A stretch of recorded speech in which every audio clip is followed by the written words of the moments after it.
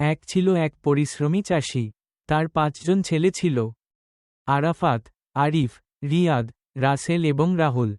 ছেলেরা আপনমনে ভালো হলেও তারা সবসময় ঝগড়া করত, কখনো ছোট বিষয়ে, কখনো কোনো কারণ ছাড়াই। প্রতিদিনকার এই ঝগড়া দেখে চাষির মন ভেঙে যেত।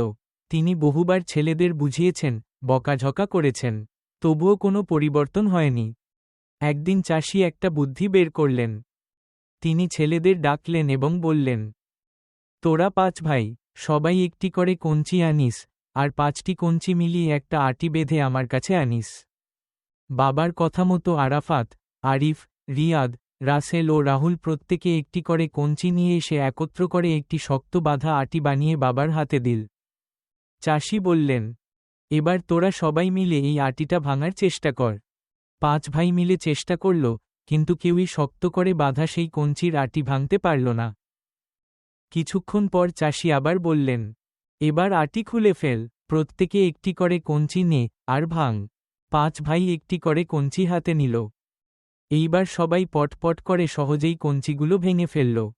চাষি শান্তভাবে বললেন, দেখলে তো, যখন তোমরা একসাথে থাকো, ঠিক এই শক্ত আটিটির মতো, তোমাদের কেউই ভাঙতে পারবে না, কোনো শত্রুই ক্ষতি করতে পারবে না। কিন্তু যদি তোমরা একে অপরের সাথে ঝগড়া করো, আলাদা হয়ে যাও, তাহলে তো এই একক কঞ্চির মতো সহজেই তোমাদের দুর্বল করে দেবে। ৫ ভাই তখন বুঝতে পারল বাবার কথার গভীরতা।